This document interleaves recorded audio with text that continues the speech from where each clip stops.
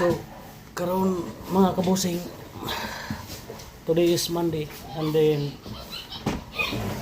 ang ato ang duty karon is alas 8, kaya makapahaway patagamay ngapi sa tae.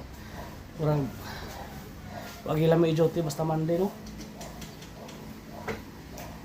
And then balik na po to sa itong trabaho. Hatod na po tayo na itong busing nga isa o kanay itong busing nga isa. Kay strikta kayo. Oh. Dapat yung tayo sa kabusing dito. Nagkatong asawa na ito nga leon. Ito po ito ihatod. Nga kapalangga na to. So muna mga kabusing kung mga asawa magaling mo, siguro duwar yun ninyo nga inyong asawa leon. Kay para under na to na. Kita may busing.